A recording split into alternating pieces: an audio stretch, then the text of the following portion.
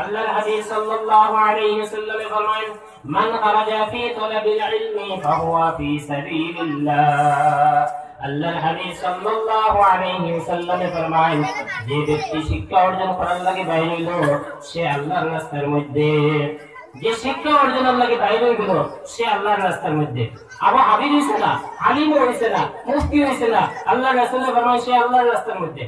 আরে হাদিসের মধ্যে আল্লাহর রাসূল ফরমান মান জাআহুল মাউত ওয়া হুয়া ইয়াতলুবুল ইলমা লিয়ুহইয়া বিহিল ইসলামা ফাবাইনাহু ওয়া বাইনান নাবিয়িনা দারাজাতুন ওয়াহিদা।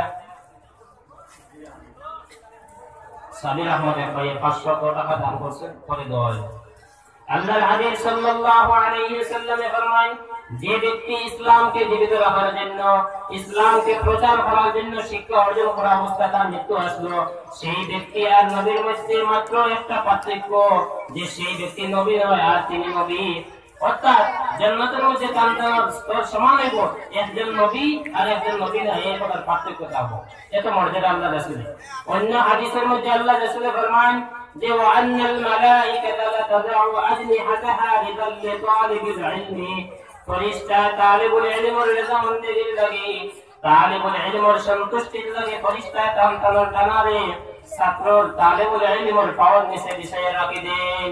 সুবহানাল্লাহ। মাদ্রাসার ছাত্রর পাওয়ার নিচে ফেরেশতা টানা বিষয় রাখেন ছাত্রর সন্তুষ্টির লাগি, ছাত্রর মান মর্যাদা। আবু আলিম হইছে না, হাফিজ হইছে না, আর অনেক মান মর্যাদা কোরআন হাদিসের মধ্যে। আল্লাহর রাসূল ফরমান যে আল উলামা ওয়ারাসাতুল আমবিয়া ওয়া আন্নাল আমবিয়া লাম ইওয়ারিসু দিনারা ওয়ালা দিরহামা। উলামা কেরাম হল আম্বিয়া কেরামের উত্তরাধিকারী, আর আম্বিয়া কেরাম হলে পয়সা ধন সম্পত্তির উত্তরাধিকারী বানায় না, তাদের ওয়াহির শিক্ষার উত্তরাধিকারী বানায়। এখন একজন ছাত্র মাদ্রাসা পড়ে যদি হাফিজ হয় তার ফায়দাটা কিটা আর তার মা বাবার ফায়দা কিটা? আল্লাহর রাসূল ফরমান কিয়ামতের দিন হাশরের মাঠে কোরআনে যে হাফিজ, যে ছাত্র মাদ্রাসার মধ্যে পড়িয়া কোরআনে হাফিজ হইল, আল্লাহর হাবিব ফরমান মান কারাল কুরআনা ওয়া আমিলা বিমা ফীহি উলবিসা ওয়ালিদাহু তাজান ইয়াউমাল কিয়ামাতি যাওহু আহসানু মিন যাওইশ শামসি ফী বুয়ুতিদ দুনিয়া লাউ কানাত ফীকুম ফামা যান্নুকুম বিল্লাযী আমিলা বিহাযা।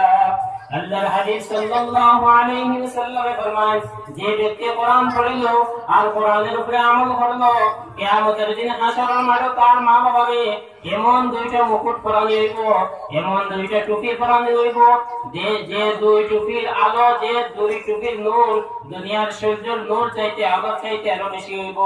আর তার মা বাবার যদি এমন দুই টুপি পরানো হয়, তাহলে ওই ব্যক্তির ব্যাপারে তুমি যেন ধারণা করে দাও যে ব্যক্তি স্বয়ং নিজে কোরআনের উপরে আমল করছে, যে ব্যক্তি কোরআনের হাফিজ হইল তার মা বাবারে কিয়ামতের দিন হাশরের মাঠে দুইটা টুপি পরানো হইব, যে টুপিগুলার আলো সূর্যের আলোর চাইতে আরো বেশি।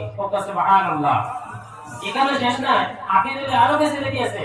আল্লাহর রাসূল ফরমান মান কারাআল কুরআনা ফাস্তাযহারাহু ফাহাল্লা হালালাহু ওয়া হারামা হারামাহু আদখালাহু আল্লাহুল জান্নাতা ওয়া শাফাআহু ফি 'আশরাতিন মিন আহলি বাইতিহি কুল্লুহুম ক্বাদ ওয়াজাবাত লাহুন নার। আল্লাহর হাবিব সাল্লাল্লাহু আলাইহি ওয়াসাল্লাম ফরমান যে ব্যক্তি কোরআন পড়িল আর কোরআনের প্রচার করলো আর কোরআনের হেফাজত করে রাখলো, কোরআনের হালালকে হালাল হিসেবে মানিয়ে নিল, কোরআনের হারামকে হারাম হিসেবে মানিয়ে নিল, ফাআদখালাহুল্লাহুল জান্নাতা, কাল কিয়ামতের দিন আল্লাহ পাক রব্বুল আলামিন তার জান্নাতের মধ্যে প্রবেশ করাইবা। শুধু তার জান্নাতের মধ্যে প্রবেশ করাইবা এখানে শেষ নয়, আল্লাহর রাসূল ফরমান যে ওই ব্যক্তির পারমিশন দেওয়া হইব যে তুমি 10 জন ব্যক্তির জান্নাতের মধ্যে সুপারিশ করে লইয়া যাও, যে 10 জন ব্যক্তি জাহান্নামে যাওয়ার লাগি আল্লাহর পক্ষ থেকে প্রথমে ফয়সালা হয়ে গেছে। সুবহানাল্লাহ।